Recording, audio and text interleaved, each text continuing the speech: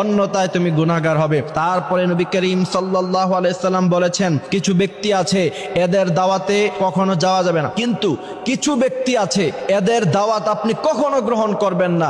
মনে রাখবেন, কিছু কিছু সময় নিজের ব্যক্তিত্ব ধরে রাখা আপনার জন্য অত্যন্ত গুরুত্ব, এবং আপনি যদি মান সম্মান নিয়ে সমাজে বাঁচতে চান, যদি আপনি চান যে আপনার একটা সম্মান থাকুক সমাজের মধ্যে, তাহলে অনেক সময় নিজের ব্যক্তিত্ব ধরে রাখতে হয়। এই প্রথম নাম্বার হচ্ছে যারা খাবার খাওয়ার পরে খোঁটা দেয়। কিছু মানুষ আছে দেখবেন, দাওয়াত দেওয়ার সময় অনেক অনুনয় বিনয় করে আপনাকে দাওয়াত দিবে, তারপরে যখন আপনি তার ঘরে খাবার খাবেন অথবা তার দাওয়াতে অংশগ্রহণ করবেন, পরবর্তীতে আপনাকে খোঁটা দিবে। কিছু বন্ধু বান্ধব এমন আছে, খাবারের সময় খাওয়ায় কিন্তু পরবর্তীতে অনেক খোঁটা দেয়, যা আমি তো তোর আজীবন খাওয়াই আসছি। এই সমস্ত যারা খোঁটা দেয়, নবী করিম সাল্লাল্লাহু আলাইহি সাল্লাম সবচাইতে বেশি তাদেরকে অপছন্দ করেছেন। সুতরাং খাবার খাওয়ানোর পরে খোঁটা যারা দেয়, তাদের দাওয়াতে কখনো অংশগ্রহণ করবেন না। এরা